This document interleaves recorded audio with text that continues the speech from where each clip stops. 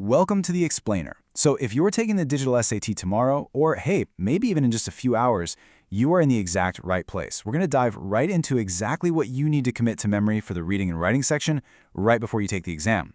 Think of this as a high-energy 2-minute drill. We need to get your mind perfectly calibrated for what you're about to face in both the reading and grammar sections. Let's get to it.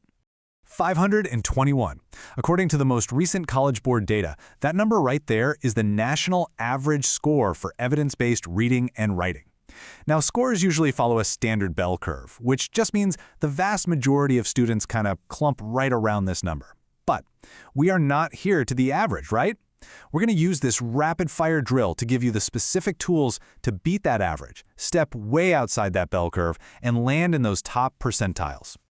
All right, let's look at the new digital landscape. Here's your quick blueprint. The old paper test, it used to separate reading and writing entirely, dragging you through these massive multi-paragraph passages. Well, not anymore. The new digital format combines everything into a single 64-minute test. You'll face 54 total questions. And honestly, the biggest game changer here? You're going to be reading really short texts, usually just 25 to 150 words, with only one single question attached to each passage.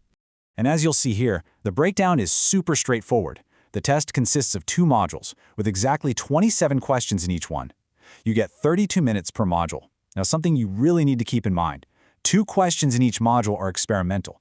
That means they aren't scored. But since you literally have no way of knowing which ones those are, you've got to treat every single question as if your entire score depends on it. There should be absolutely 0 surprises on test day. Knowing this exact structure is step 1 to cracking it. Okay, moving into the reading paradigm shift. It's time for the scavenger hunt. Now, you need to completely change your mindset about how you read for this exam. Think about it. In real life, you read passively. Your eyes just kind of glide over the words on your phone or in a book, and the information goes into your brain. Some sticks, some doesn't. But on the digital SAT, you have to read actively. That means you are attacking the text with a highly specific goal.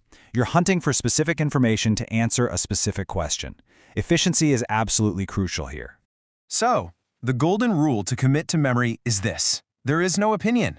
Think about your high school English class. You're always asked to give your opinion and support it, like explaining the deeper metaphors in a novel or debating who's to blame in a play. On the digital SAT, though, you do not have the opportunity to justify your answer. There is only one mathematically right answer, and your only job is to find it. It's basically the weirdest scavenger hunt ever. For example, if a reading question asks for the main idea of a historical letter, don't try to guess the author's hidden feelings. You're just hunting for the exact sentence where they plainly state their purpose. Next up, let's talk grammar rules you absolutely must commit to memory right now. Honestly, don't overcomplicate this. At its most basic level, every single complete sentence needs a subject and a verb. It's that simple. Look at these examples. The dog eats, or Malia will sing. The subjects are the dog and Malia, and the verbs are eats and will sing. Now, some verbs need an object too, like peanut butter or the national anthem. But the main takeaway? If a sentence on the SAT is missing its core subject or its verb, or if they just don't match up properly, it is fundamentally incorrect. And that brings us to a massive trap that catches literally thousands of students. Commit this exact rule to memory. When it comes to the digital SAT, the word they is always plural. Let's say you go to the store looking for your favorite snack and they don't have it. You might text your friend, hey, they were out of stock. In real spoken English, that sounds completely natural, right? But wait, who is they? The store? A store is an it. So in strict written English, you'd have to say it was out of stock. Just remember, spoken English and written SAT English are 2 completely different beasts. On the test, they is always plural. All right, let's do a real example breakdown and put this to the test. So here we have a grammar question right out of the test material. It's about a carry-on. It reads, a carry-on is a type of percussion instrument consisting of a keyboard and bells. The clappers of the bells are connected to the keyboard. To be classified as a carry-on, the instrument must have at least 23 bells, if not, blank considered a chime. So we need to figure out exactly what goes in that blank. Let's see how this builds using the rules we just covered. Step 1. Identify the subject of the sentence that relates to the blank. Well, what is being considered a chime? The instrument. Step 2. Note that instrument is singular. It's a single thing, which makes it an it, right? Step 3. Apply that strict pronoun rule we just talked about. Because the instrument is an it and definitely not a plural they, you can instantly eliminate any answer choice that uses the word they. The blank needs a subject and a verb to make a complete clause, so the answer has to be it is. See?